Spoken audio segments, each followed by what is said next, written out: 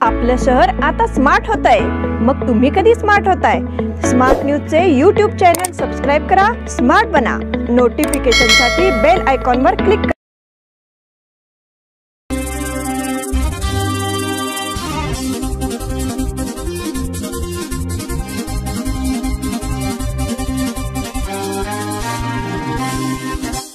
Life is made for sharing. So before we bid one another adieu, take a minute to read me chapters of your story. Expressing emotions I can't even explain. It all feels like me.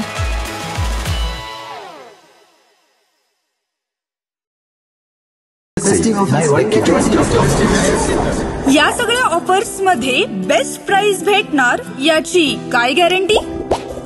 सगळेच गायब. म्हणूनच BSc देते lowest price guarantee.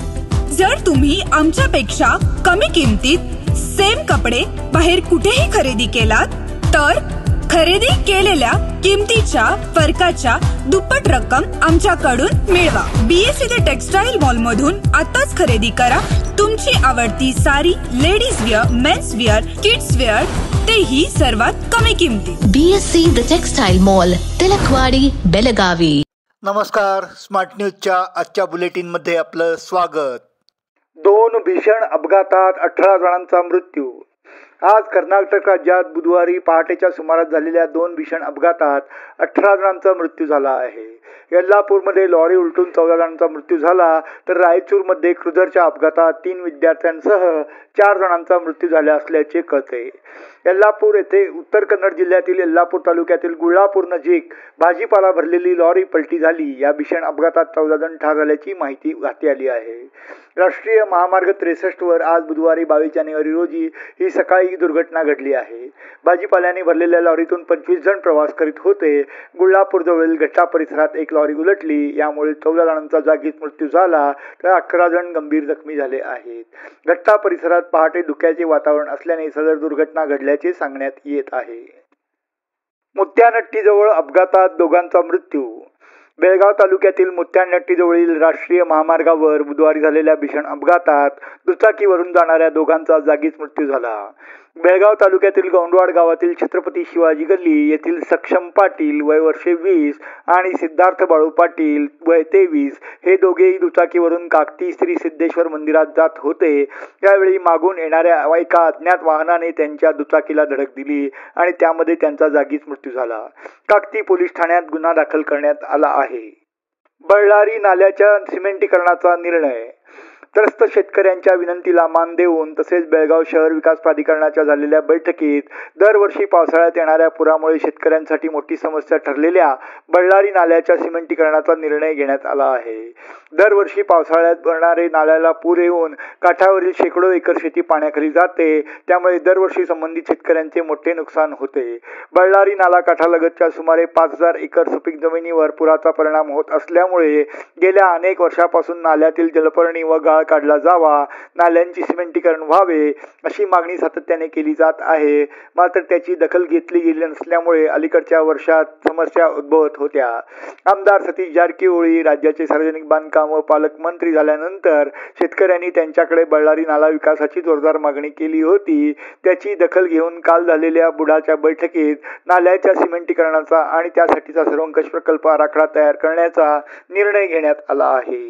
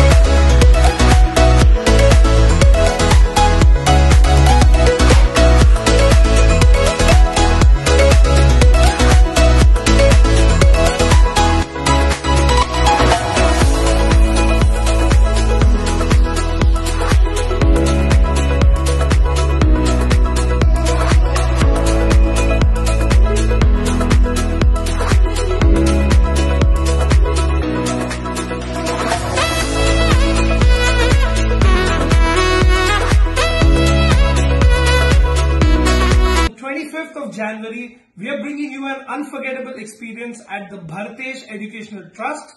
This evening is going to be filled with loads of entertainment and full dhamal. This is something that Belgavi has never seen before. And this night is not only about entertainment, it is about the spirit of Bhartesh and the legacy that it carries for so many years. So we're looking forward to seeing you all singing some of the most popular songs and having a great evening. See you there. We are going to be performing at the Bhartesh Chandragiri campus at Basavanakurchi. So follow us on our social media to get updates and see you all at 6 p.m. for our concert. Can't wait to be there.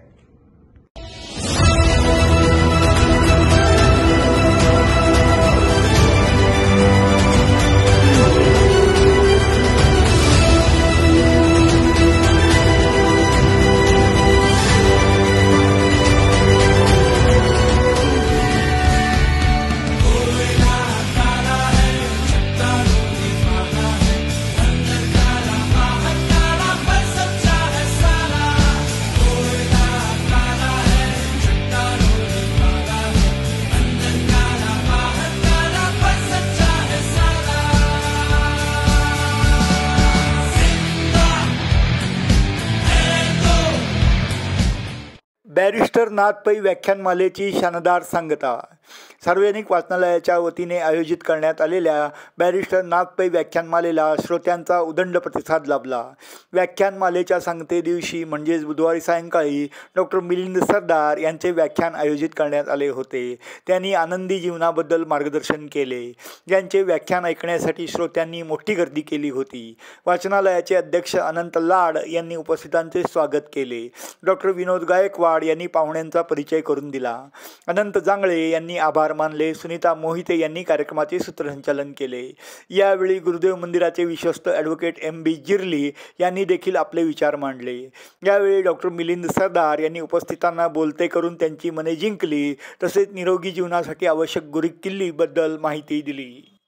होनगा येथे संभाजी महाराज पुतळा लोकार्पण सोहळा उत्साहात. धर्मवीर संभाजी महाराजांनी छत्रपती शिवाजी महाराजांप्रमाणे सर्व जाती धर्मांना सोबत घेऊन राज्य केले. रयतेसाठी प्राणांचे बलिदान दिले.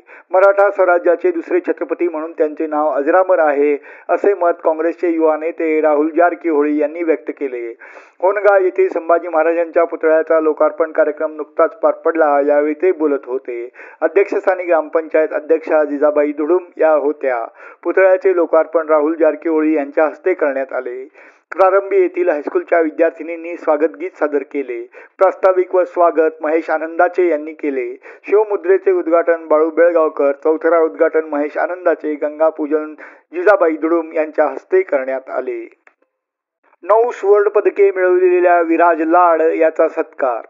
राष्ट्रीय पातळीवरील कराटे स्पर्धेमध्ये 9व्यांदा सुवर्णपदक पटकावण्याचा पराक्रम करणाऱ्या विराज लाड याचा त्याची शाळा मराठा मंडळ हायस्कूल आणि 25 कर्नाटक बटालियन NCC यांच्या वतीने नुकताच सत्कार करण्यात आला.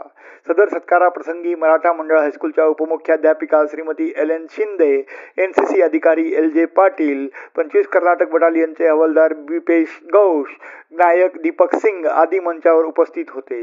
विराज लाड याला शिवाजीनगर येथील नॅशनल कराटे क्लबचे प्रशिक्षक विठ्ठल बोजगार यांचे मार्गदर्शन लाभत आहे. तसेच त्याच्यावर अभिनंदनाचा वर्षाव होत आहे.